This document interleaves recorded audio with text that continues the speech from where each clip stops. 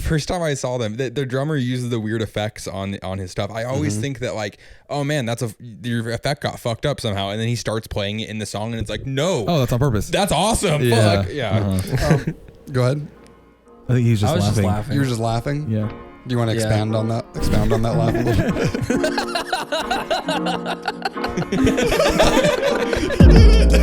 That was perfect.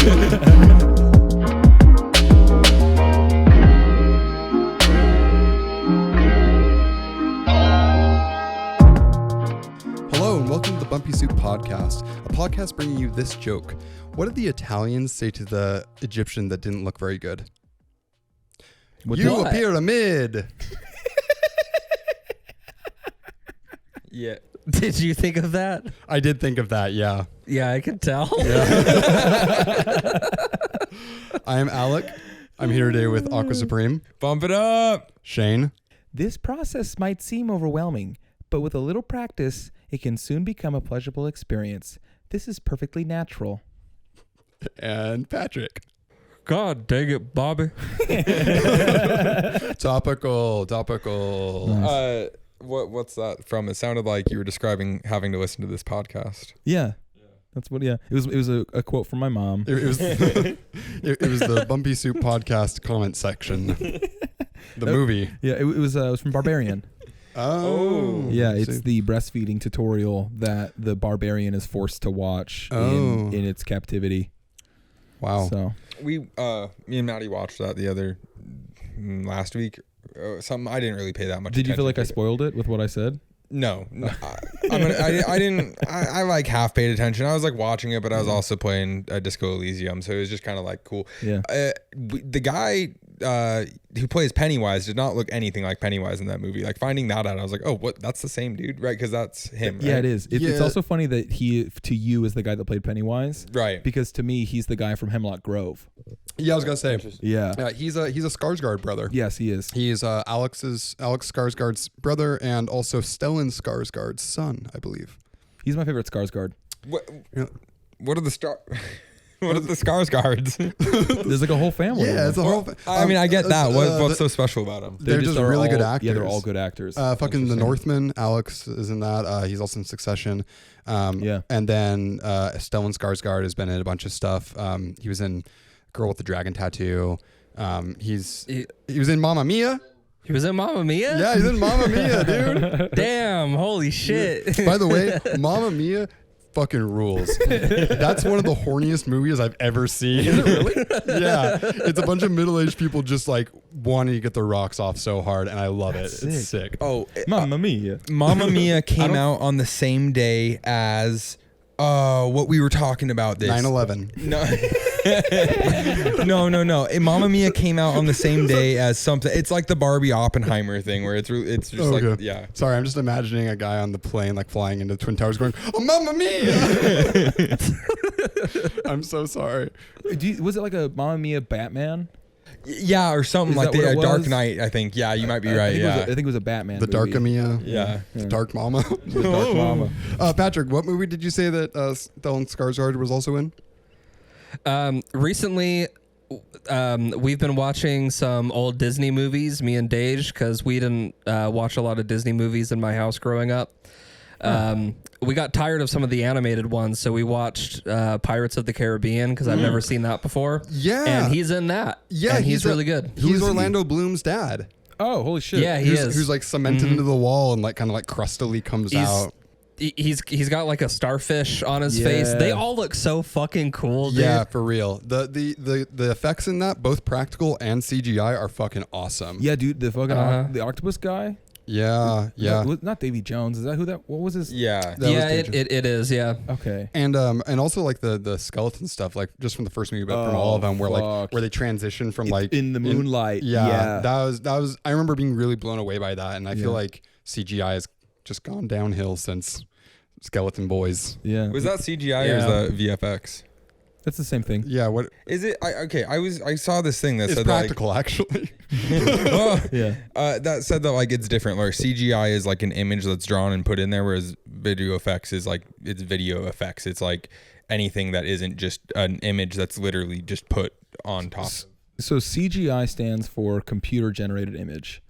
And I guess technically speaking, if it is stationary or stagnant, right, it would be an image. Whereas if it was like CGV, or no, right? but it then was like maybe there'd be a distinction. But yeah, well, maybe something like using 3D renderings would be different than like just like kind of going on top of it. You know what I mean? Like or like so in Stoner Noir, I've had to do this a good number of times where like I'll kind of add someone standing in the side of the scene just to like kind of build the image out better, specifically the interrogation scenes. And that's different from like what we did on Social Insecurity Number, where you built out the kayak in CG, right? The whole model. Right. Yeah. And so I think that would be considered VFX with like just kind of changing the image on the front, and CG would be like that if you're going to break them down. But I think that they're used pretty interchangeably. Mm-hmm. Well, I do think that it's kind of like, if you want to like to relate to something else like sound effects versus like Foley, maybe, right? It's like it's the same shit, but I do think there's like when you say VFX or sound effects, it feels like more action based, right? Like if you were to say that, like I would imagine an explosion with the sound of an explosion as well, right? And neither of those things are real or recorded, presumably, right. Whereas like CG and Foley would be like more practical things to be doing. Yeah, like Foley would be like, watching it and like recording like footsteps and stuff. Or as opposed to like having like a sound effect as someone pulls their arm or something like that. Yeah. So I guess there probably is a distinction. It's outside of the realm of what I really deal with, even as a camera guy, because I'm not a VFX artist or a CG artist. So I guess I wouldn't be really well versed. You built the kayak. I am a CG artist on accident. Yeah. And I am a cinematographer on purpose. A one-time 3D kayak rendering artist. Yeah. Yeah. Not even a kayak. So 9/11, we were talking about Mamma Mia coming out. The last episode of SpongeBob to be released before 9/11 was the Sweet Victory one, where they go into the Super Bowl and they're singing. That came out on September 7th, I think. That was a tweet I saw today. Wow. I can't remember what were we just. It was much more related to that. What we were just talking about, I can't remember what that is. I don't know. You can just pull out one of those SpongeBob references anytime you want, though. You know what I mean? Yeah. Like, that's really our target audience. So people are going to be stoked about hearing that. Yeah. We just, you know what? Fuck it. Let's just talk about old cartoons. Yeah. Doug. Tom and Jerry. Nice. Hey Arnold, right? Fillmore. Fillmore? You don't remember Fillmore? No. What is Fillmore? He was like a detective. No. Yeah, I don't know. It was what station? I think it was a Disney Channel. It was I don't know, it was kind of like Arnold a little bit. It was like some high schoolers. This kid's like a hall monitor and he's the like detective. He like solves school crimes or something. A-Cab includes that kid. Yeah, I don't know. Foster's Home for Imaginary Friends. Right, yeah. Oh fuck, dude. Banger. All-time great. Flapjack. Oh yeah. Right. Yeah. Classic Courage the Cowardly Dog. Right, yeah. My Life as a Teenage Robot. Did you have any that you didn't like as a kid? My gym partner's a monkey. Oh yeah, That Mid. sounds like No, dude, that one was good. I did not like it. Also Mid. Chowder. I did not like Chowder. I liked Chowder. I wasn't a huge Chowder fan either, actually. Danny Phantom was pretty mid for me. Yeah, agreed. It was a kind of hit or miss. I didn't like Invader Zim. Oh yeah. Well, Felt edgy. that's Invader Zim definitely was for a certain subsect of people that It wasn't It's me. got the Hot Topic quality for sure. I think it was the Hot Topic lobby, really. the Hot Topic lobby. Big Hot Topic. Big topic. Big poser goth. The chain lobby. The chain lobby. Cat Dog. That was good. Cat Dog was a little bit like weird and surreal in a way that like I kind of liked that, but I also was like creeped out by it. You know. I actually have never really liked Courage the Cowardly Dog. Me too. That's fair. Yeah, I don't like scary stuff though. That's one. The vibes just aren't there. They're They're not there for you. No. Patrick is a little too wholesome to like Courage the Cowardly Dog. I guess so. What if it was Courage Yeah. the Brave Dog? Ooh. Speaking of brave dogs, Wishbone, not animated. Yeah. But banger. Yeah. You know what I'm talking about? Mm-hmm. No. It was like a kid's show. It was a kid's show. It was like PBS or something like that. And it was like this dog. It was a little like beagle or something like that, who would basically, they would do reenactments of like famous literature stories, like Robin Hood or something. But with a dog? And the dog would play like the main character. Yeah, so Wishbone, it's a book, right? It's like a book series, like Magic Treehouse that they adapted to it. Where they do that. I remember that. If show. they remade it today, they'd make it animated and it'd look like shit. Or it'd be like live action with like CG. Yeah, It looks like the fucking Garfield movie. Yeah, they wouldn't go like, to some cool, like they wouldn't build out a cool medieval set or something like that. I saw this tweet that was talking about that, about like, so there's just this one scene it was in some Spielberg movie where there's this boat and it's being crushed by like the rudders of this bigger boat, and there's like these two guys on it. It's like a spy movie, and he's like talking to him, and just watching that scene as the boat's being crushed and there's two guys on it, like incites like such a feeling within you. And the tweet was like, I wish I could show this to movie producers and explain to them how CGI can't make you feel the same thing, because everyone knows that it's completely fake. Like it's drawn. It doesn't look the same way. It doesn't, like, I don't know. Like, one thing that really put this feeling in place for me is the Hobbits. When Benedict Cumberbatch as a dragon comes out, like, that was just like the most like, what thing I ever saw, because it was all just, I don't know, it just didn't feel like anything to me. Whereas like if it was like a real thing, I just feel like I would have gotten more, I would have felt something more out of it, even if it looked less realistic, Because if it was practical. Yeah, exactly. Yeah. That So makes do you think that like the use of miniatures then should make a comeback? Maybe, yeah, if it works. I mean, I know, so I just barely watched Jaws, and I think that the shark doesn't look real, but it does feel cool, and it's okay that it's not real. You're watching a movie, you know that it's not real, right? But like, for it to have something look so real and it's not real, it doesn't do the same thing as like, I don't know, it just feels like, I don't know. I prefer the. It doesn't look real, but it looks like it's in the scene with the actors and everything. Yeah, because it is. Yeah. Yeah. I'm a big miniature stan. Yeah. And we've talked about it, but like Wes Anderson's known for doing a lot of that stuff. Yeah. I just think there's something about that. Again, you can it just like it just textile, like, you can, like, it reflects light in a way that the human eye and the human brain is so aware of, like, in a way that you can't quite, like, it's not conscious. You can't like say like why, but when something feels off, you just feel it. You're like, I've kind of talked about this, but like the human brain is extremely highly attuned to understanding other humans' faces, right? For emotional states, right? Right. In a way that, again, you can't really say, but like you see an emotion, like you can tell what it's saying. And that's one of the reasons why like the uncanny valley and why CG doesn't come off is it's because your brain is so good at seeing that stuff that they can't quite replicate it yet. And so it's not even like them being bad artists. It's just that you've brain got too big. insane. Yeah, exactly. Yeah. Brain too big. I was going to bring up the uncanny valley specifically with what you're saying, Max, is that I think that it's harder to run into uncanny valley with things that are practical in the same way that you can run into it with like CG and VFX, right? Yeah. Because the practicality, even if it's really, really, really incredible, I do think that the brain's ability to like, okay, cool, this is in real life, but it is fake, right? And you're able to distinguish that, and it doesn't bring on the uncomfortability that the uncanny valley effect does with some CG stuff, right? Yeah. It's like the AI shit that's happening right now. Yeah. Especially as a photographer, I can pick that shit out immediately. I know exactly, oh, this is an AI photograph. Right, because it's like, how did they make that? Right, yeah, and I know that you can or whatever, right? So, But actually, I saw a thing that there was a real photograph entered into a competition that the judges thought was AI recently. interesting. And it was a really cool photograph. It was like in this. I'll find it. I'll put it up here. Cool. But it was like in a bathroom, and something is the guy's he's holding. It's a person that's like grabbing onto some mannequins, and so the mannequins don't look quite real. So I think that's why they thought it was AI. Like tripped him out. Exactly. Yeah.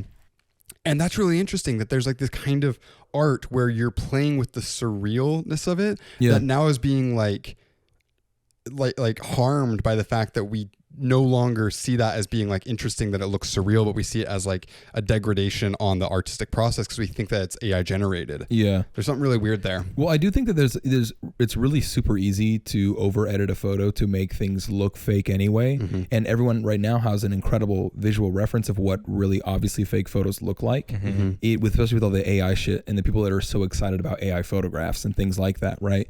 So I think that before you would edit a photo, it's like, oh, face app. Right. But now you edit a photo so much, oh, it's AI. Yeah. Which has been the same thing almost the whole time. Just the implementation is a little bit different, right? Or the source is a little bit different. The input's a little bit different. So here's a question for you. Yeah. So as a photographer, like, like how much editing can be done to a photograph before you feel like it's like no longer a photograph and now it's just kind of like digital art? Do you know what I mean? Yeah. I mean, I really think that it's kind of up to interpretation. It really depends person to person, project to project. I feel like if you are shooting the slates, right? If you're getting a photo of somebody and you're putting that photo of that person into a scene, like I would consider that probably like a composition rather than like a photograph.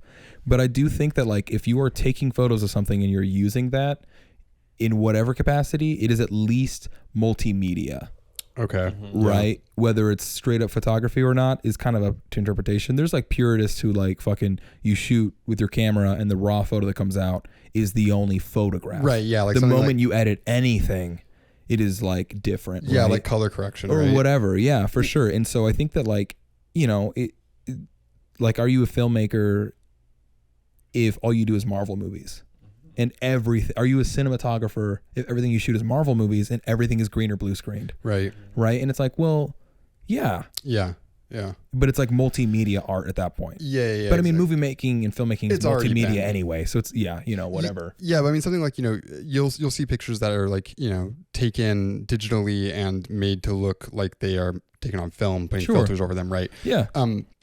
Now I don't want to say that's like like fooling anybody or something like that, but do you think that there is a certain amount of like, if the person looking at it like if you're trying to make the person think that it is taken on film, do you consider that a photograph, I guess? You know what I mean? Well, I think that the thing that I come like, so for me personally as a professional photographer, full-time photographer, right, is that like if the final image is hitting like the point that I'm trying to make, then like that's all I care about. So if I'm shooting something and I know that I'm going to have to do a ton of post-production to get what I want because maybe I can't build the set in real life, or because you can't go out into outer space without a spacesuit, or whatever. Like, I think that for me personally, the way that I approach things like that, where they're heavily edited, is that I'm not getting there on accident. Right. It has been the plan from the very beginning. Right. So like, for me, that's kind of the distinction that I make, is that I'm still a photographer, and really it's just like, is it telling the story that I wanted to tell? Because I've been thinking about that too. Like, what is my job actually? And like, what can I break it down to that like feels inspirational? And that's like really what it is. Like, my job is to tell somebody's story, whether it's real or not. And that's it. So if the image or images are telling the story, then like, fuck it. Who cares how I got there? But it was on purpose the whole time. Right. For the most part. There's happy accidents and things, but like like generally speaking, when I'm going into a shoot, I have the image already inside of my brain and I'm trying to replicate it in real life. Yeah. That's a good point. So all of the art in Intermountain hospitals, you go in there and you look, and it's stuff, I think a lot of it's from Utah, but it's these pictures and the water looks crazy, and I remember looking at those and being like, whoa, this is crazy. How do you take this picture? They're all digitally altered. That's all a bunch of nonsense. Water does not look like that. And when I figured that out, I felt very tricked, and I was kind of angry about it. Now it's kind of like, all right, whatever. Like, it looks cool, so it's fine. But I do have like, there's something about me that like, it should all have a plaque that says, I have altered these. Like, it's not, you can't see water well. I fucked with this, Well, so I do want, as a photographer, I have some input on that, but I do want to hear what Alec has to say. Yes, I have two things. One is, I think that what you're talking about are time-lapse photos of rivers. Close. That's why they have like the kind of like sort of like. Yeah, the idea is right. The terminology is wrong. Yeah. It's just a long exposure. Long exposure, right. Yeah. Sorry, yeah, that's what I meant. Yeah. And then the second thing is that I think that most every piece of art has been altered in some way. Well, not all of them, right? Not all the time, but I think that most, like almost all films have some kind of like post effects, even if they're not like, before digital stuff, they're still doing some kind of post effects. Absolutely. It's like part of the process. And I think that there is this weird feeling of like if they are pretending like it is actually that might be a problem. Yeah. But if you are just like unaware of it being that, like, I don't know.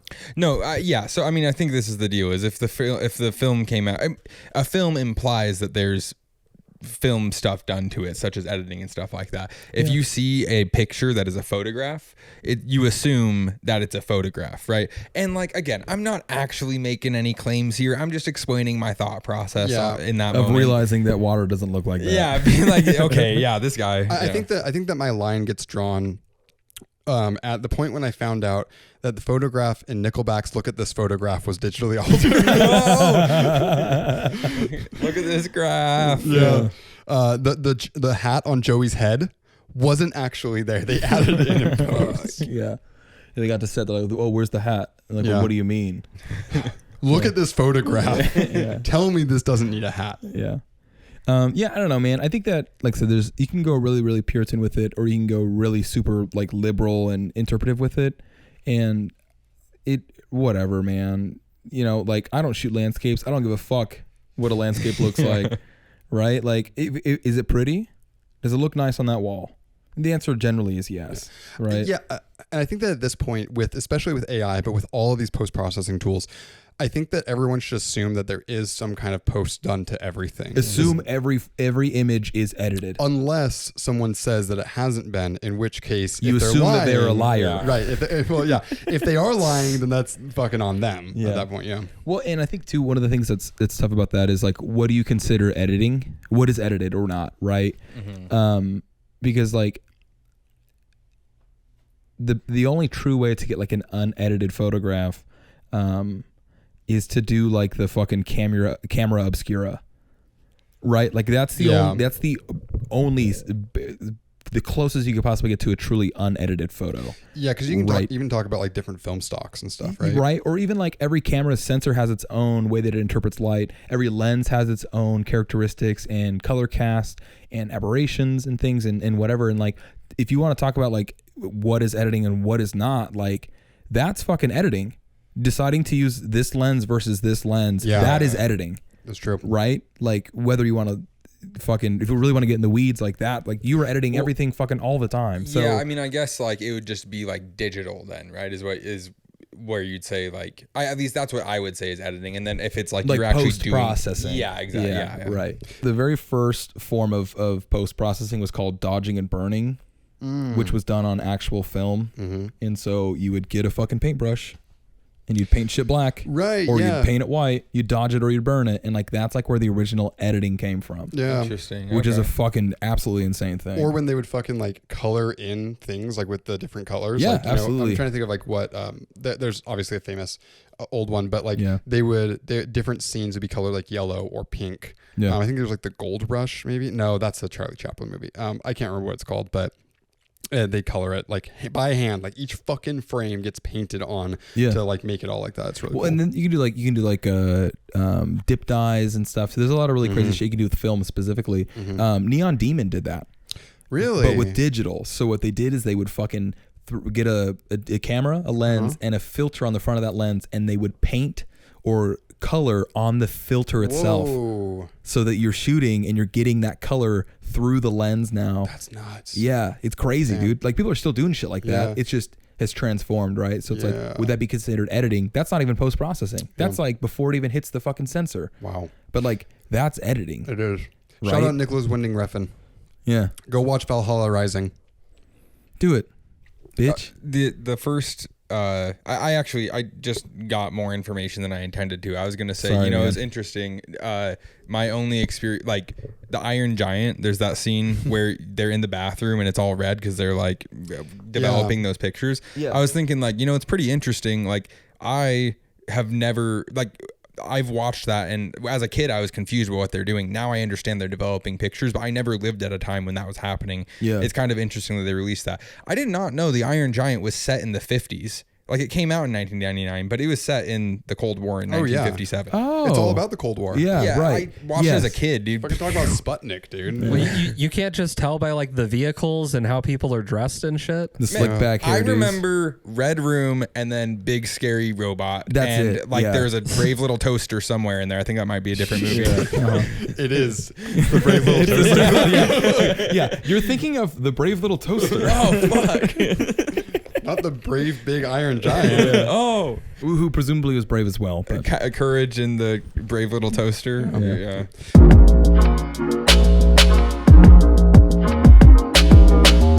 Patrick, what other Disney movies have you been watching? We watched Pocahontas. That was a pretty good one. fuck yeah. Yeah. Let's see, what did we watch last night? The Princess and the Frog. Oh, banger. I fell asleep during that one.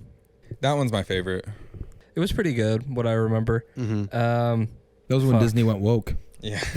Yeah. Yeah. What's the best Disney princess? Yeah, again, I'd say, what's her name? Tiana? I like the music. From- Yeah, Tiana. Princess and the Frog. Fuck, I'm out. I don't know. I'm out of touch. I would say Pocahontas would be my favorite of all the ones that I've watched, but I've watched very I haven't seen few. Pocahontas. So she's even a Yeah, princess? that was a good one.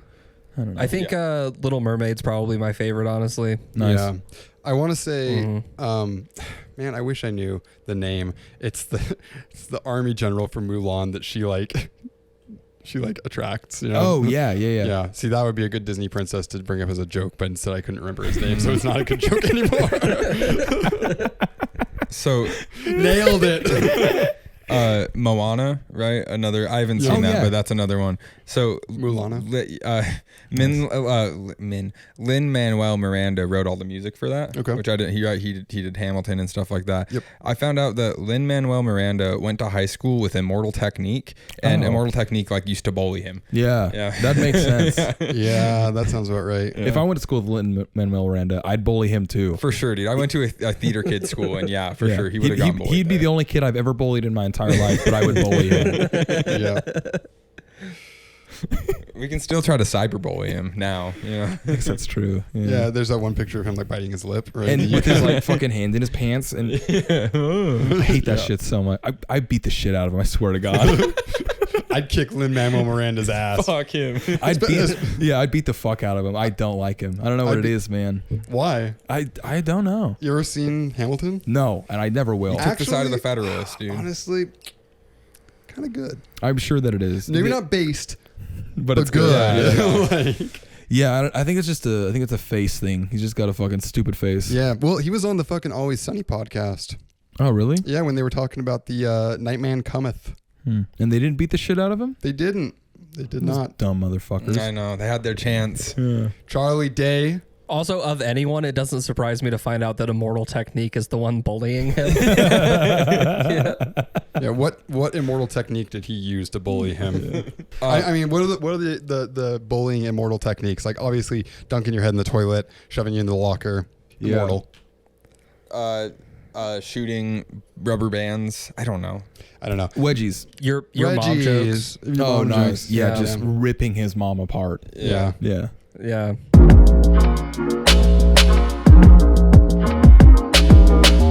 What, like, if you guys think about like Utah bands that are like semi big, like what bands do you guys think of? In Aviate. The Killers. In AV. The Killers. Okay. The Yeah. Used. Mhm. Chelsea Grin. Right. Sego to some extent. Yeah. Okay. Neon Trees. Neon kind of. Trees to a very big extent. Yeah, but they kind of like relocate, but they're from Utah. Yeah. Right. Well, there's like a bunch of like well, they all do. there's like a bunch of Yeah. Utah Yeah. Vegas bands, right? Like Right. Yeah. so Imagine Dragons. Backseat Lovers, right?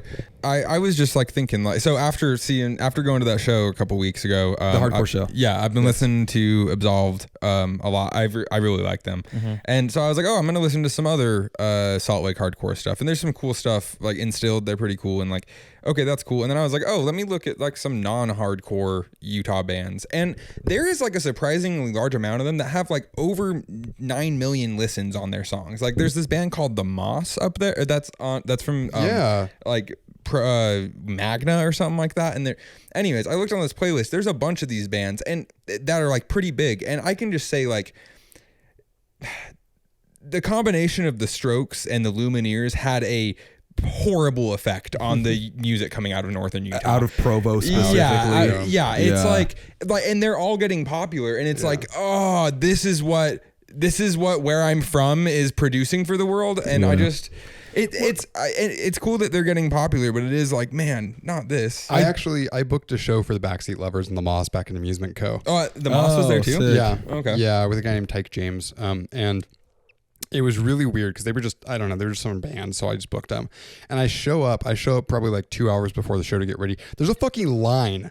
For the like Moss. or for Backseat Lovers specifically. okay, yeah. And I'm like, who the fuck are these people? And yeah, apparently they're... Oh, didn't Halogens play that show too? I think so, yeah. That band sucked ass. What, the Moss? Or Whatever, the Backseat Lovers. well, you've heard "Kilby Girl," right? Like their big song. No. Oh, No. But the only time I ever heard them, I think, was at that show, and I have photos from that show, and I recorded video too because I was getting into like recording bands at that time, and it was so bad that I was like, yeah, I don't know what happened. It like got deleted or something, so like I didn't send it to them because it was so unbelievably bad.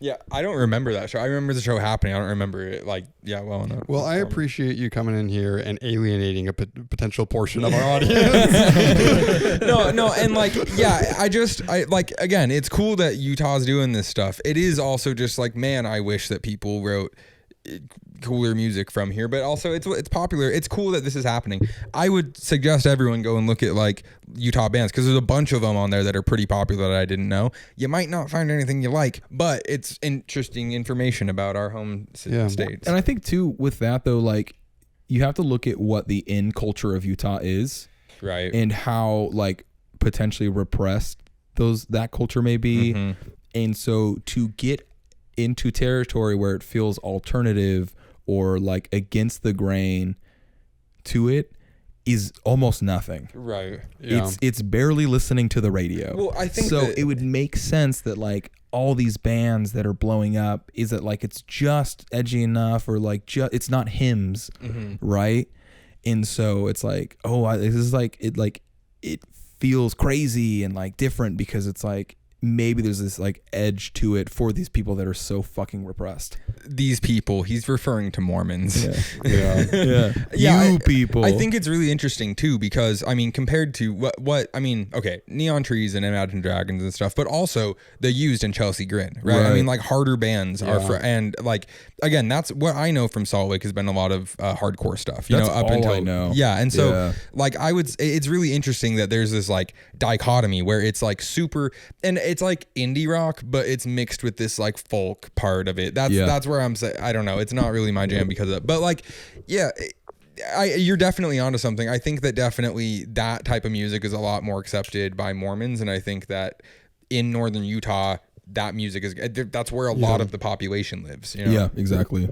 I just want to give a quick shout out to Neon Tree's first EP, Becoming Different People, I think is what it's called, which they've scrubbed from anything. You can't hear it. But that shit fucking ruled. That was it good? Fucking cool dance rock. Right. Yeah. There's a song called Tidal Wave that ripped. But their newer stuff is Fine. poppy or whatever. It's fine. Yeah. On the radio. The radio. What about Gaza? Gaza, yeah. Well, didn't that guy end up being like real bad? Is that a band? Yeah, it's like a relatively big band. Maybe interesting. like one of the biggest hardcore What did they bands. become? Cult Leader. Cult Leader. That's right. And Cult Leader is actually pretty big. Yeah, Cult Leader is fucking rips too. Yeah, I think they're relatively popular. I think Cult Leader came from Gaza, but I know that Gaza got like pretty big considering. So speaking of that, David Archuleta. oh fuck yeah, of course. Right. Yeah. The Osmonds, Right. the Brobecks. Yeah, Brobecks. Really quick, the very first band I was in a band with called My Monster with Eric Osmond, who was Donnie and Marie's nephew. Oh yeah. Yeah. He played the. I forget that the Osmonds here are related to the Osmonds. He played the melodica. Oh, sick. Yeah. I mean, Ryan Grosskreutz was in Aviate And yeah, exactly, or whatever. Yeah, and it's like, huge. If they were big in that scene. Yeah. Yeah, I remember. I didn't know that NAVA was from Utah. I think Alec had something on iTunes or something like that, and that's how I heard them. But I remember like seeing their stuff at Gray Whale when I was like growing up, like, and it was like, oh, that's just cool, and it was just a cool band. And then I come down here and you just meet a guy who's in that band. It's like, oh, all right, sick. And my buddies up in American Fork listened to Autumn Roads, which was their band Oh, before right. it. Yeah. And so I kind of knew about them through that. Yeah, what's another band? I don't know. All those guys have done a bunch of projects that have had, like been semi-successful at some point, or like had some sort of recognition or something. But yeah. Is there anyone else who? I mean, so yeah, is it Tegan and Sarah, and then Megan Dia Frampton? Those are two different. it was Megan Dia. Yeah, that was the band That's that he was in. right. He was Yeah. in Megan Dia. There we go. Yes. Yeah, because they were on. Right. Sorry, The Boys or Rip. whatever. Yeah. Well, it's pretty much the same. Yeah. Yeah. Yeah, I think that's it for like big bands that I'm gonna be able to remember. There's gonna be one that we forgot, And it's the biggest one. Yeah. There's no way there's anything bigger than Neon Trees or the Killers, though. Patrick, you got Or any Imagine opinions? Have you Dragons. been to any like shows up there recently, or any of the shows up there that? Do you have any opinions on the local music? Choir Boy's sick. Do you know Oh, Choir Boy? hell yeah. Yeah, Choir Boy fucking. Yeah. They had their fucking Far Out session Yeah. on Audio Tree. Did they? Yes. Holy shit. Yeah. Cool. Yeah. They're probably the most. They're a pretty big one up here. You Uh-huh. hear them like at the bar all the time. They're Yeah. a really big local one. Cool. I mean, Sunsleeper's doing some cool shit too. Yeah, Sunsleeper's awesome. Yeah, Shout out to Sunsleeper. Sunsleeper, Jeff, fucking all those guys. I think was it Ghost City or Yeah. City Ghost? Something like that. They're doing some cool shit too. But it's all like it's like that's the same. It's all just like heavier music. Mm-hmm. Yeah, I don't know if heavy is quite the right word, but it's in that kind of alternative rock vein, if you want to kind of Yeah. put in there. Yeah. Some drop D type shit. Yeah. I really like Sunsleeper's album covers a whole lot. Yeah. Yeah. Yeah. I think his name is Kessler, is the guy that takes the photos. Yeah, that dude fucking is so cool. Yeah. Kessler Otter or Otley or something like Yeah, that. something like that. Yeah. I met Shout him because he came down with I think Sunsleeper and they played at Jazzy's before the last location died, and he gave me a print of his, Oh, cool. Yeah. which was sick. The last time Jazzy's was there, like that second location, the bands that they got there were so weird. It was Hail to the Sun. Dude. They had, I don't know Hail to how, the but Sun. they found me. Yes. What else did they have there? I feel like there was only like 5 shows and then just No, closed. there was a fuck ton of shows, but there's only a handful that really mattered at all. Because in the end, like, dude, it was just, I don't know. We weren't willing to like let it. Me and Meg specifically weren't willing to let it go. Like we weren't fully at peace with the fact that it was dying. And so, but yeah, Hail the Sun was all Grosskreutz. He fucking made that happen. And I ran sound for that because Meg was out of town, Yeah. which was one of the most humbling and horrific experiences of my entire life. Running sound for a band of that caliber They're good. in a venue like Jazzy's is a nightmare anyway, especially as like a guy who like is not the engineer. Yeah. Right. Yeah. Yeah, that was, I fucking, And that was like the Jazzy's opening show. yeah, right? it was like one of the first ones. I think the IDK How You Found Me, but they did or whatever. I think was Yeah. the first show. Oh, was it? Yeah, Oh, it was okay, the first one at that location, which is also fucking nuts. A big band. Yeah. Like, who is it? It's 2 guys from It's two from Panic. Oh, is it? Yeah. Oh, okay. Yeah. Yeah. Oh, yeah. It Brobeck's Dallin Weeks. Yeah. Yeah. That's right. That's right.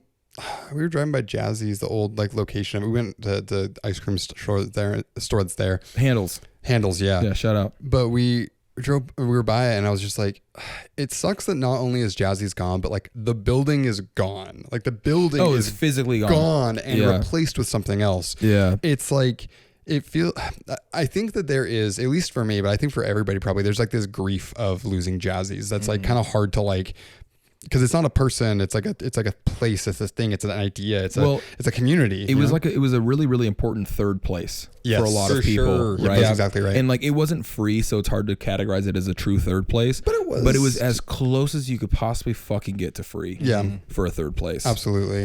Yeah, I don't know, man. I think that like it also kind of went away at a time that maybe made sense because things were kind of dying down anyway in the scene with shows, with bands. Like in the end, it was hard to get local guys to play shows anyway. And so that was kind of the main things that like you can come play, but like I don't have local support. So you're gonna get the regulars, the 10 people that are there, and I'll have $50 I can give you after I pay my security and I pay my engineer. Right. I don't know. I mean, I think that like 2016 is when like there was a bunch of popping off, and then 2017, like I think that probably a lot of people were kind of pulling away a little bit just because we knew that Jazzy's was leaving. You know what I mean? Like that. It was like not. Well, I think that like what happened for me, because I was booking it right towards the end and running a lot of the shows anyway, was that you could kind of see the decline started first at open mics. Oh. When you stopped seeing new bands at open mics, it was like 7 months after that there wasn't like bands to play either. Because it never got caught, like it never got refilled in the way that it was. Because like Animal Coast, right? Yeah. It was like a cool like young band. Yeah. Or like Jeff's band. It's interview music now, but what was the band? Yeah. It was a Leaf Wave. That was his one between them. Yeah, it whatever. I I can't remember what the fuck. Yeah. But there was a bunch of like cool young bands that were getting cycled in every year or two. Yeah. Right, because like after Morning Sexy, because I was fucking 16 when we started that band. 17, whatever. So like we were just kids at that point, and but once we became adults, there were like more kid bands. And once those became adults, there was kid bands, and then all of a sudden, it just like there wasn't anymore. There wasn't any more like young musicians rocking. It's because of Netflix. Yeah. Yeah, Minecraft, Roblox. Yeah, yeah. Always playing on they damn phone. Yeah. Yeah. Yeah, it's too bad. I mean, for sure it is. I mean, I went to treatment and then I came back and Jazzy's was like, it was like 2 months after he was gone. You know what I mean? Like, it's crazy that like it just all happened. And it's crazy So also quickly. you're saying that it was dying down, but like, yeah, like what, a year before that was when it was like going strong. You know what I mean? So it's just crazy thinking was about that how fast. it really like, Yeah, well, Patrick, you and I have talked about this before, but I think that there's a real story to Jazzy's, and I think that there is a real There's a opportunity. documentary. There's real. That's true. There's real opportunity for like a full documentary, like an actual. Like, I've thought about that a lot, trying to get interviews with people like Ryan or Richard or Chris Loveless. Tyler Seavey. Fucking love Kimmy. Yeah, we just need a whole movie of just Kimmy. Chris Loveless talking for an hour and a half. Yeah, all like the No, I mean, like literally, like what you could do is you could just contact and just like have interviews set up for all of these different people and just like get a ton of interview footage and then piece it together and use a bunch of archival footage, and you could do that. And like, there's a lot of stories to be told there. license a bunch of Yeah, photos there's from a Eric lot Reed. of like through Shane and Nick Adams. There's a lot of like show photography. There's a lot of videos. I think Eric Reed, yeah. Eric Reed. Yeah, there's a lot of great stuff that I think could be put together, and I think kind of just showing like the rise of bands like Morning Sexy or Sleep Dealer. like Telestial, Nevermind. I think would be really cool. Yeah, Yeah, I think so. Brickwalker. Brickwalker, yeah, of course. Brickwalker. What you said? Sleep Dealer, Telestial. Who's Water Aerobics? That was a Touring. touring band. Oh, Yeah. okay. Except W. Which is it's weird. Yeah, they were the touring one and they opened everything. Yeah, well, did Stayer headline that show then? Yes. Yeah. That's so fucking. It was a Ryan Grosskreutz thing. Exactly, He booked yeah. it. So Yeah. Yeah. He I think that was the first show that Sleep Dealer had played, or no, I think that was the second one that we had played with Stayer. yeah. And I wasn't in Stayer yet at that point, and I think Ryan said something about how I don't know, how he like fucked up the billing for that show, and I think he was like mentioning Water Aerobics. Yeah. No, I mean, I think that there's something about like billing. I've heard that you want like sandwich the touring artist in the middle of people, which I think is true. Yeah. You put local and then like bigger local at the end Yeah. for these smaller shows. Right, unless you have like a touring band that like is gonna have the draw. Right. But, like, for a long time, like if there was a band that wasn't a hardcore band coming through and it was gonna be like an alternative or like dancey band, the only option was Morning Sexy. Yeah. Right. And Yeah. so like what do you do at that point? Yeah. You have one opener. I think you're speaking to this thing too, and you were saying before that like there weren't enough newer bands really coming out. Like there was like when it was really reaching its peak, it was when like newer bands were kind of forming, and like when that show was happening was probably right around the peak, honestly. Like the sickest shit was going on. Yeah. But there weren't some new blood being brought in, and I don't know. I mean, you can only control that to some extent, right? You can only really do as much as you can. You can go try to put up posters around like the college. You can, I guess, get involved with like different like things like that. But you need people that are like kind of interested in doing it and coming out and like being proactive in their own lives to go get involved in order to like form that next generation. Well, and like I said, what happened was bands stopped showing up at open mic. That's like what that was like the beginning of the decline. Is that like all of a sudden there wasn't any like kids who fucking sucked playing open mics, Right. Yeah. or adults who sucked playing open mics. Yeah. So I don't know. Yeah, I'll definitely say like putting posters up at the college did jack shit. It was did. just such a weird thing. But straight up, like I went to Dixie for 2 different spells here. I met a lot of different people there. There is one person who I know who plays music and does music stuff, and that's Dylan Martinez, and he was in fucking Nevermind, right? Like, it's like if you were into music, you're there, and just nobody else was. I mean, it really was. I feel like, it's just it was weird. I know it was strange. Like also like at Tuacahn, there wasn't really a bunch of other people who were into making or properties in nature. I guess they also came out. Oh yeah, they're still doing shit too. Yeah, and it was just weird though. It just really felt like there wasn't. A younger generation coming through is strange. Yeah, and I think that maybe one issue that we had is that we had like Jazzy's size of stuff, and then you had fucking Tuacahn that had like the B-52s or whatever, right? There wasn't this middle ground between them where you'd have like kind of these pretty up and coming like national bands touring through, and that was something that we were lacking because it wasn't getting people that like normally wouldn't be going to shows coming out to events and then realizing that there might be some other things going on. Yeah, I mean, because it's like the university brought fucking Portugal the Man. Yeah. Right. Yeah. Right. Macklemore. And like in Macklemore, but like that's like the jump between fucking Sounds of Satellites and Portugal the Man is huge. Is like inconceivable. Yeah. So yeah, like what do you do for the C tier, the B tier? Yeah. By the way, really quick is that we were talking about on another earlier podcast episode about bands that we listened to before they're big. I listened to a bunch of Portugal the Man before Feel It Still. Oh, sick. Cool. Did you listen to their new record? No. They just released one. Oh, okay. And it was I thought did we not talk about it? No. I thought that I maybe had brought it up. It's I think it's called Chris Black Changed My Life. It's one of the dudes in the band died. Oh really? Oh yeah, and so it's like a whole record dedicated to him. Oh wow. Damn. Yeah. Rip. I think his name was Chris Black or Chris something. With how big Portugal the Man is now, you'd think that they'd be Iberian Peninsula the Man, but damn, get him, dude. Still haven't conquered Spain.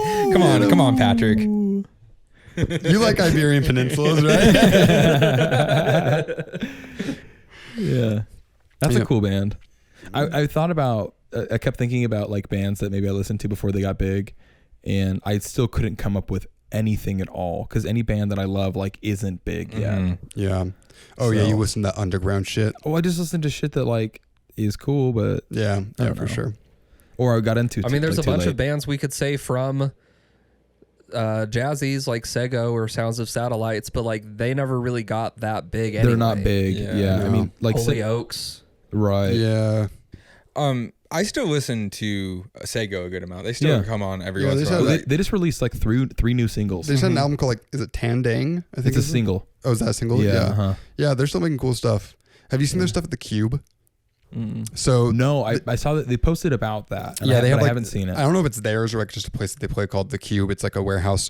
It might be like their art collective. Yeah, I remember they used to. And the fucking the crowd is in the middle, but then they have like a guitarist on one side, a guitarist on the other side, drummer over here, bassist over here. So like you're surrounded by the band, which is a really cool sort of like artistic idea. Yeah. Cool. Well, they're a bunch of weirdos doing weird shit anyway, so it makes sense. It's like, why don't we play a show like this? Yeah. And then it goes well because that's their whole thing. It's going well. Yeah. For whatever reason, every idea that Spence has is a good idea somehow. Yeah. I dig their kind of thing. Yeah.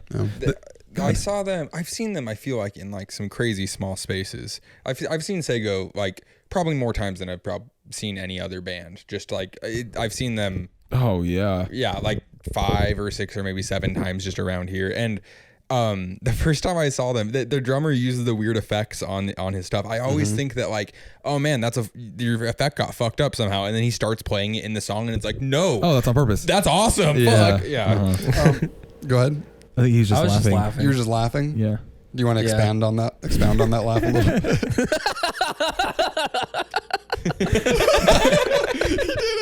That was perfect. So there's a band that's post jazzies, but came to St. George was kind of like a little St. Georgie, but Side Montero. Yeah. Oh, yeah. Those guys Oh, are fuck yeah. are building stuff. They fucking rule. Jaron, all those guys. They're Fuck doing yeah. cool stuff right now too. I think they're doing something. I thought they like kind of split up and are doing like each doing solo things now or something. Is that not true? I saw them post on socials. I feel like the last couple sick. of Okay, days. cool. No, Yeah, that fucking Arbor session was a lot of fun. it was. Yeah, that was really fun. Yeah. We only posted 2 from there. I think we only posted the 3-day weekend and 3-day week. Shout out 3-day weekend. Fuck yeah. Oh, yeah. They just they're releasing a new Bloom. song. Yeah. Yeah, which is what on the the Arbor session. I'm pretty sure. What the fuck? Cool. And then Side Montero, but we also recorded 2 other ones, one with Bo and then one with Some Anxious hardcore Arms. band. Yeah, Yeah, Anxious Arms. Yeah. Right. Yeah. But I think that neither one like quite got to completion. So Talking about Utah bands, especially hardcore bands, Despite Despair, shout out, dude. They're like one of my favorite they hardcore fucking bands. rip. Yeah, dude, Yeah. like that, like one of my favorite hardcore bands ever. Let alone local Utah bands. I've seen them like 3 times. Also, they're awesome. Yeah, we've got a couple of their shirts. They're sick. They had their album released on like it was like a card that like flipped out in his little USB drive. And you love that. Yeah. Yeah. Top tier Salt Lake hardcore band. not necessarily actually Utah based, but then became Utah based. Aaron Gillespie Oh. from Under Oath and Right. The Almost. Oh yeah, I saw Aaron Gillespie. I didn't go to that show. It was too expensive. I was like, It was I like don't it was even 10. like It was $10. Yeah. With fucking from Indian Lakes. Yeah, from Indian Lakes was a Oh, yeah. $10 Yeah, show as fucking- well. Fucking shout out, they were sick. Yeah. Yeah, there needs to be a venue here. Okay, wait. Maybe we've talked about this. Do you know what's happening with the Matheson downtown, right next door to the Electric Theater? No. So it's that space that there's the Electric Theater, there's the Matheson, and then there was like the photo studio next to it. That's living getting room. all redone right now. Oh yeah. I don't know, and it says if you look it up online, it says a new venue coming soon.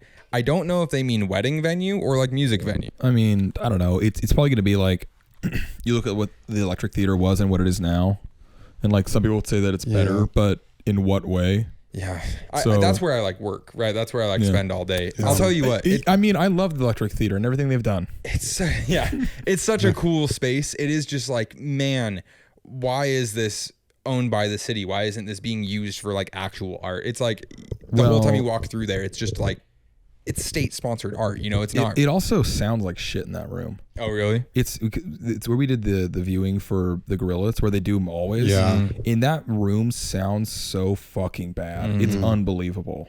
Yeah, it's just a hallway and there's zero soundproofing or like treatment at all. So you just have this like, it's like a cathedral, like watching a movie in a cathedral. Well, because let's see, it was a movie theater and then it was a venue and now it's like a stage movie theater venue, whatever. A true theater. Yeah. Yeah. What is that? How it started as a movie? I mean, I'm asking you guys, you natives. Yeah, it was here. it was a movie theater. That's what it was built for. Yeah. Yeah. Okay. And then the Flowers took it over. Yep. And dude, one of the we want to talk about crazy St. George lore is the amount of huge bands that played the Electric Theater at some point is like unbelievable. Any band that like is on Rock Band or fucking Guitar Hero that like was relevant to that time, like played Electric Theater at some point. It's fucking nuts. Which is it's crazy how like there was a draw at least. I don't know what happened. The internet. Yeah. The streaming, the internet, things like that. That's like really what it was. So Fucking Seosin with Anthony Green played. right, yeah, dude. Yeah. My Chemical Circa, Romance played. Attack. Yeah, Yeah, it's crazy. I mean, and Bless the Fall. yeah. They played this- a handful of times too. Yeah. Yeah, this is the thing I've been talking about is that like since I've moved downtown and honestly just this year I've realized like the birds around here are way bigger and that's because people are like feeding them and so they're hanging out more because they're getting fed and they're getting bigger and like downtown is busier than I've ever seen it. There's always people walking around. Yeah. So the thing is that Dixie is going D1 this next year. There's going to be 20,000 extra students in town. you mean Utah Tech? Utah Tech which I support. Sorry, I keep on calling it out of muscle memory. Out of racism, of course. Yeah, of course. But like there's going to be a shitload more people here. Plus there has already been a huge amount of people. Like there needs to be a venue at some point, and I feel like it's going to have a different chance at success. Do you want to know where it is? It's the one and only. Really? They're under new ownership. and they specifically are booking bands, and they have some sort of an in with the college specifically. Ooh. Yeah, The one bar that isn't within walking distance to my house. Yeah, Sick. well, Awesome. I mean, he's kind of a long walk. Yeah, a running distance. Yeah. Yeah, a jog. Yeah. Yeah. I do think that probably in the next 5 to 10 years, a venue that's going to be getting like good sized artists is going to come to St. George, because we're the fastest growing. We have been, but we still are the fastest growing metropolitan area in Right. Utah, And and one in the United States too. if it's big enough that it can get enough money from shows to be able to pay out bigger, premiums to the artists, like people will come out for the big shows. Like Portugal the Man, I'm sure they had no problem making money off of that No. show. Yeah, Or but like they Macklemore. did play like Coachella like the weekend before, and then they played like interior. But that's my stage. point. Is it's like big. It's not the problem. Isn't getting people here for big artists. It's Yeah. that people aren't coming for small artists. And it's like you said, you get bigger artists. People realize there's a scene Yeah. that's cool to be in, and that's how you get them there for the. And I smaller think that there are a lot of artists that would be doing it. It wouldn't be ones that like necessarily I would be into, or like a lot of us would be into, but I think that there are a lot of artists that are like at that level that you could absolutely get people coming out to them, And it they wouldn't need some sort of support. exactly. Yep. Yeah. Yep. Yeah, and the other thing is that a lot of those 20,000 students are going to be coming from Vegas and California Exactly. because we have the good neighbor clause or whatever. Yeah. And so it's going to be people who have not the same interests as Utah kids, Right. which might be music. Yeah. Or maybe their interest could be in something extracurricular, Like what? like soccer. How many seconds would you say of soccer you think they might be interested in? They'd be interested in at least 69. At least, yeah. Yeah. And maybe at most 69. Yeah. Yeah. Simultaneously. Okay, welcome to Supreme's 69 Seconds of Soccer. Let's go. Let's go. Firstly, Real Salt Lake. Change the name of your stadium. Okay, moving on. RSL beat Orlando 4-0 on Saturday for only their third home win of the season. Let's go. On his debut, our new striker, Chicho Arango, scored in the 23rd minute to put us up 1-0. Wow. An incredible debut for the biggest signing in RSL history. He's really showing up. Justin Glad, Savarino, and Anderson Julio all scored to win us the game 4-0. 4-0. Let's go. That was great. And then RSL also drew 2-2 with SKC yesterday, Sporting Kansas City, keeping their undefeated streak alive and extending it to 9 games. Wow. Let's fucking go. Wow. I didn't watch this game because Apple TV sucks, but RSL came back from 2-0 down to draw 2-2, so that sounds good to me. Moving on, USMNT got knocked out of the Gold Cup yesterday by Panama. After a devastating first 5 minutes, the U.S. puttered out.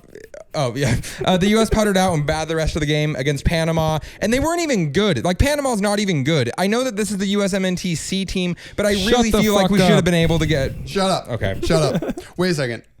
So was Patrick right about 4-0? Yeah, he got 3 points. Shit, dude. Yeah. So Holy shit. Patrick got 3 points for 4. I cannot believe that. That's crazy. Alec, Emily, and I all got 1 point because we predicted an RSL win. So Yeah. that's good. But yeah, congrats to Patrick. You were really close to getting 69-69. Yeah. Hey, dude, slippery. You know what sucks is that I went into that knowing that what I was going to say was going to be wrong. I knew they were going to win. There's no fucking way they wouldn't.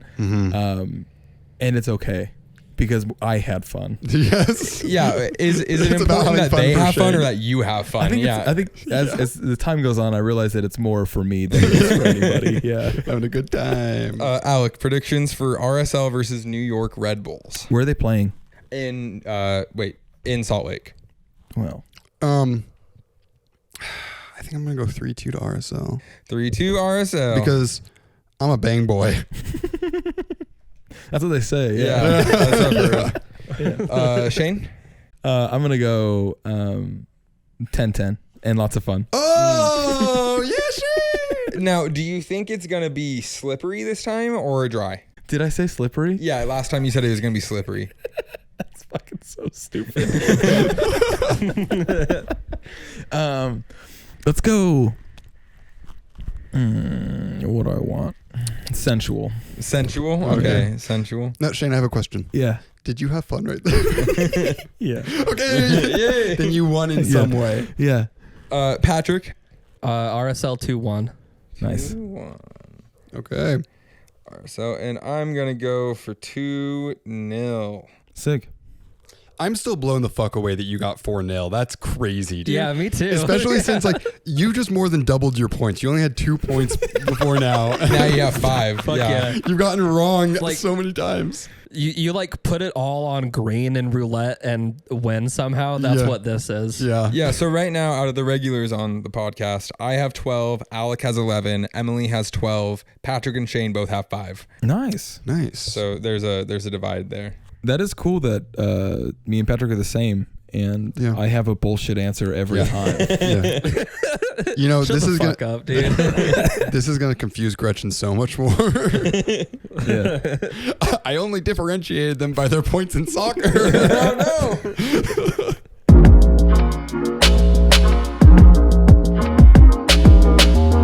no! I saw a discussion. There's some non-binary actor who just got nominated for an award, and they were like, from it's From from Yellow Jackets. no, well, fucking it's HBO.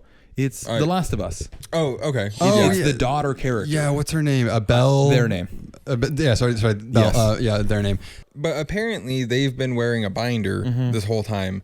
But they're playing a girl character, and so they've categorized them as best an actress, actress. right? Yeah. So I think that this brings into question, like, not only one, like, misgendering non-binary people, but then also, like, if they were to get rid of the fact that they have actor and actress, that's even weird. Why do we decide, why is that gendered? But the reason for it really is because if you had just actor, there's not a single way that a woman or a non-binary person is going to win that award. So you have to have it gendered. Until now.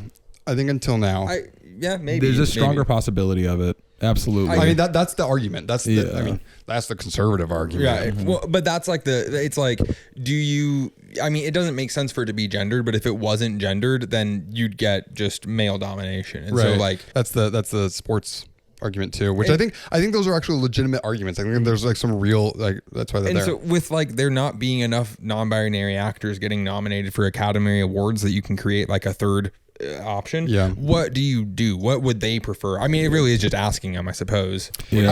I think well, so what's their name? I can't remember. They're in Yellow Jackets. They're awesome in it. also another non-binary person. Yeah, then? non-binary Okay. person. Yeah. And they talk about just wanting to get rid of the gender distinction and have it just be like best. I guess you would use the term actor still. Yeah. Because like that's like that's a really interesting thing Well, too. I Is feel like like using, that's kind of been a transition anyway. Yeah. You're calling everyone an actor and everyone a waiter. Yeah. Or even like that, like is kind of getting the actress, waitress. and you call the person that you date outside your wife a mister. Yeah, no more mistress. Just a mist. And well, but with that, so like with getting rid of the things, are we okay with getting rid of that at the expense of women aren't given as many accolades as men Well, because so of that's the society? thing, right? It's like, so do you drop best actor, best actress, and do 2 best actors, and it's always a man and a woman? Yeah. Like, No. like, do you still make it binary anyway? Like, it's a thing, right? Like, it's tricky because in sports specifically, the one thing that I always think of is that you could do co-ed stuff if you wanted to. There's less money in it. Yeah. Having the more options, the more money there's to make for sponsorships, for things like that. Men's and women's soccer, right? You instead of have just soccer. exactly, because now you have obviously separated things. Obviously, like more sponsors, more ad space, more everything. It's now doubled. The amount of money you can make is literally doubled, right? And so something that I'd said a long time ago, like probably in high school, was like, well, why don't you just make another league for trans people specifically? Because at the end of the day, the only thing anybody actually fucking cares about is the money that can be made, right? And is it horrifically separationist? For sure. Is it like erasure of people? Absolutely. But if anyone wants to make more money, open up 3 more leagues, Right. like trans men, trans women, non-binary people, right? Like the amount more money you can make at that point would be fucking insane. Right. Well, I just say do the T League, where it's the testosterone league. Oh, So it nice. doesn't matter what you were, signed at birth. Yeah, the Just you T gotta League. pump yourself full of Yeah, testosterone. like T and E. Yeah. Yeah. The T and E league. Yeah, The I do like that. I can't think of like instead TNA, but of Pee Wee, it's TE. yeah. Yeah. E.T. Oh, fuck. Okay. There we go. Yeah.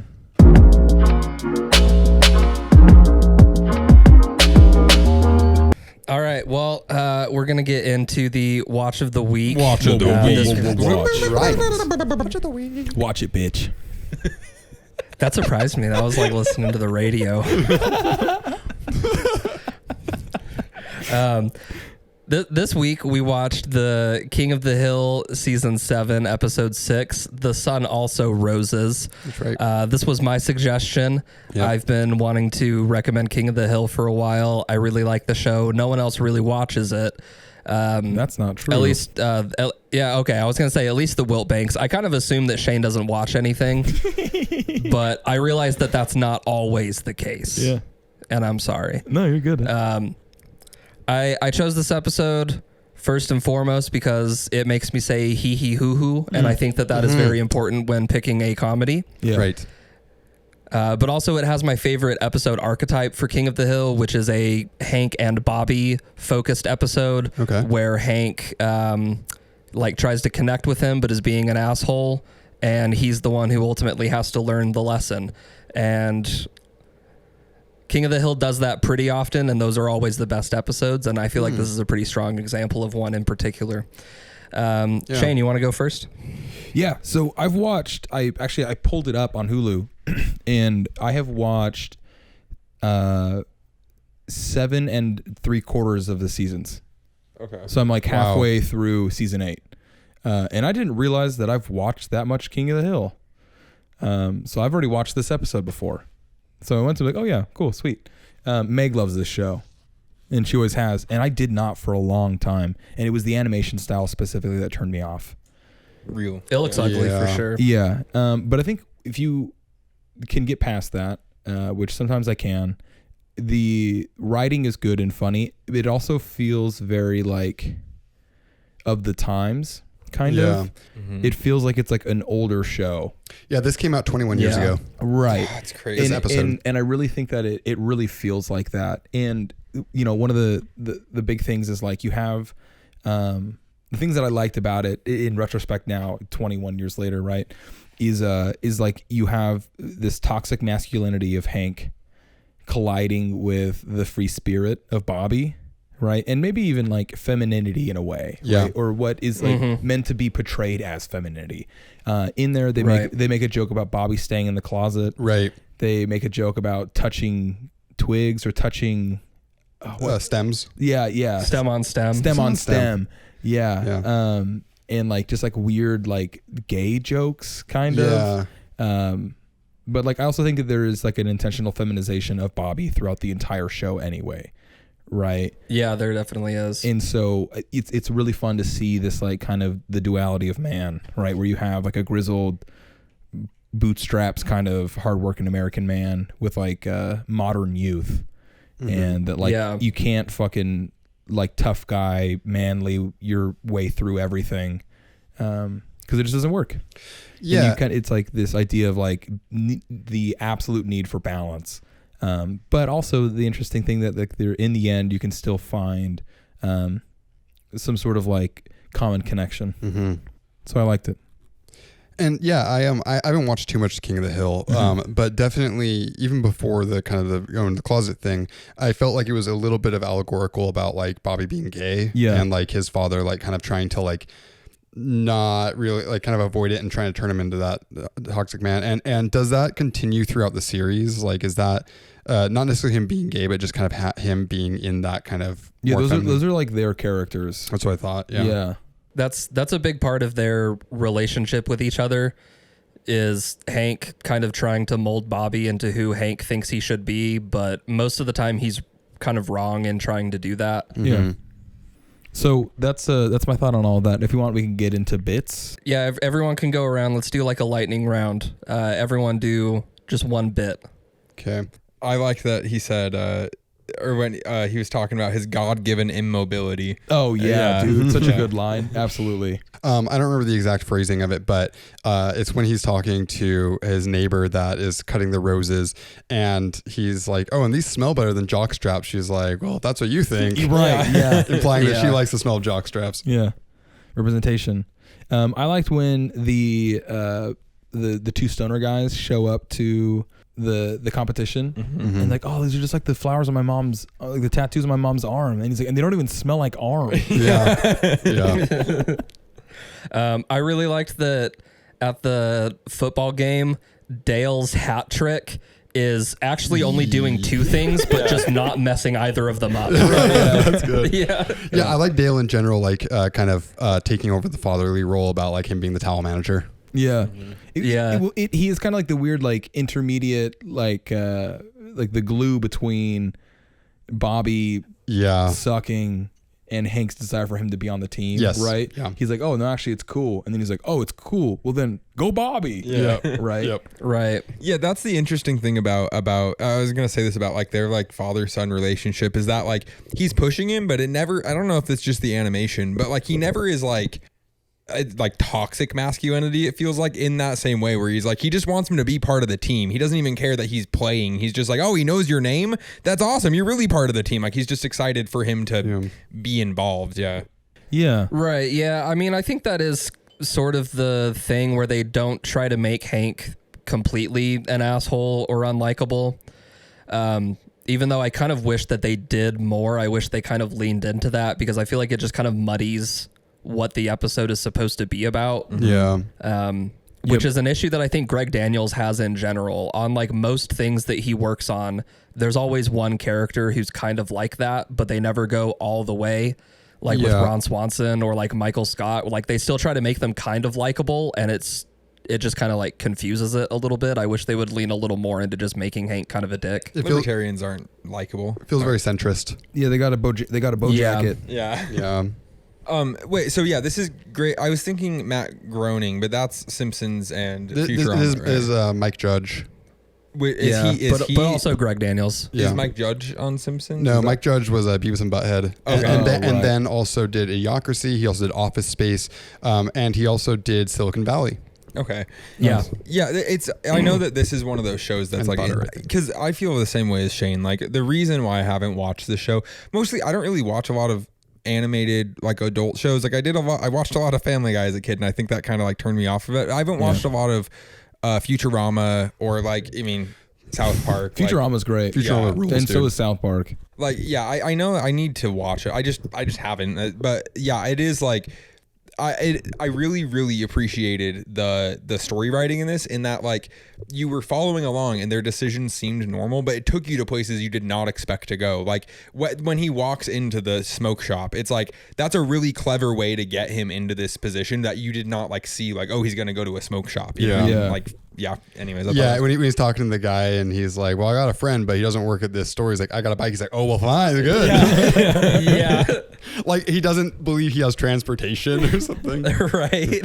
and something else I thought was interesting about the structure of the episode is that, like you said, it's like Bobby and Hank going off, and like there's like two different storylines going on, but they're both like connected. It's not like when you normally see in shows, which it's like if there's two storylines, they're disconnected and They're they come like together. physically apart. Yeah. They're right. like with each other, and then they split apart and they come back together and they split apart. And so it's like there's an A and a B, but there's also just the one storyline. Yeah. So about this show, like I think that I was turned off from it initially because of like the general premise of it being this kind of like conservative, you know, Texas, I think, right, town. Yes. But it's very dry, right? Yeah. And like that was the other thing, is I didn't think it was funny because it's very, very dry. But as I understand it, I'm not totally sure, but as I understand it, Mike Judge moved to Texas and he found that he really liked the people that were around him. They were just like really genuinely kind, you know, in that kind of Southern hospitality sort of way. And he felt like they weren't adequately represented in a lot of media. And so he created this show while still making it funny. And I think that it doesn't have that kind of like, you know, and I think that probably Greg Daniels has a part to do with this too. But again, like, I don't think that they wanted to show these people as being just total assholes. I think they wanted to illustrate the errors of this toxic masculinity like you're talking about, but not in a way that's like really pointed and saying like these people fucking suck. It's saying like this stuff's embedded in them, but it's not out of a really bad place when they actually like enact it out on their children and everything. It's usually out of just trying to kind of stay what they see as normal, you know? Right. And it is like good-hearted. Yeah, I think that's fair. I think just the earlier seasons go a lot harder on showing kind of like the bad things. It feels a lot more satirical in the earlier seasons, and then I feel like they try to normalize it later on, and it kind of retroactively normalizes the things that they were making fun of them for initially. Interesting. Yeah, well, you just hit Greg Daniels in the head right there for sure. Like that's what he does with all of his main characters. Is that like they're supposed to be kind of unlikable, but after like 6 seasons, they have to be likable. Yeah. Right, and I feel like it's kind of the same thing. I also don't think that they should make the people completely like irredeemable.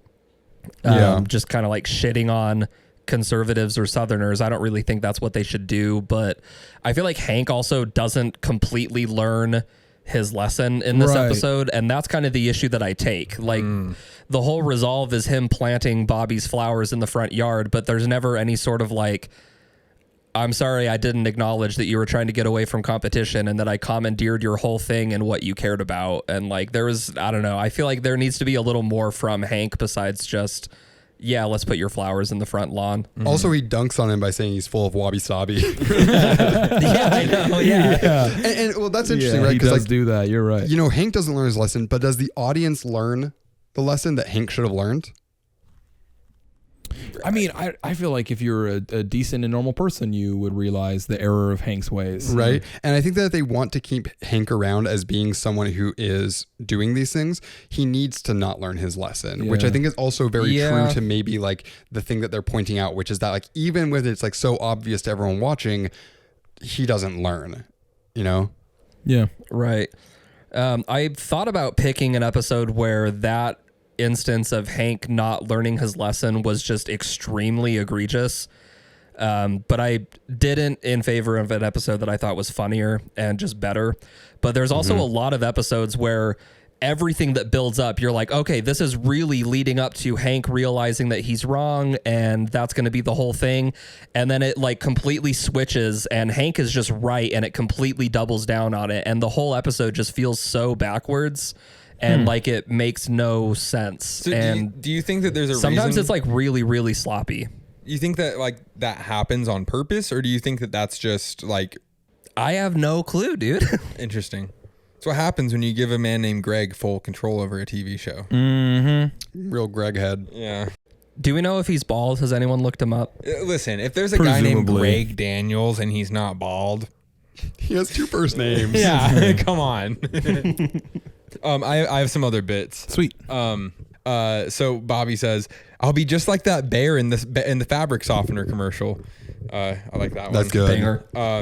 Again with the lady who's growing her roses. I started growing roses after my doctor cut off my Xanax. Yeah. Yeah. When Bobby's at the table and the mom's like, "Are you sniffing glue or feeding a bird? Either way, get it. That I won't allow it at my table," or whatever she says. And then when Bobby he goes to the smoke shop and they're like, "Oh, I don't know if I can trust you," and he goes, "Oh, he told me to tell you I'm cool," and they're like, "Oh, he's cool." Yeah. When Bobby and Hank are talking in his room, there's a Bart Simpson doll in the background. I thought that was pretty interesting. Yeah. I don't remember the context of this, but I think Hank says, "Is this some kind of puppet theater?" Right. Yeah. It's talking about the lights. And the twigs. Yeah. Just the sentence, it's like kind of out of context, but you get to compete against the top old women in the country. Right? I think he goes, top old women probably in the country. Yeah.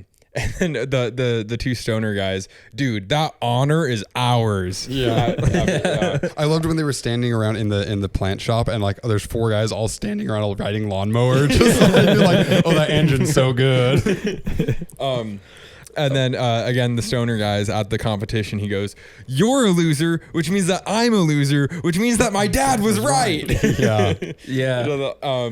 There's a few times where they do like fake camera zooms, even though it's animated, and I find that really funny. And one of them is when Bobby says he wishes the new towel manager all the best of karma, and Hank's like, "The best of what?" And it like zooms in on him all dramatic, and it's really good. Yeah. I also really like when they're in the closet and Bobby says the roses can pick up on your vibes.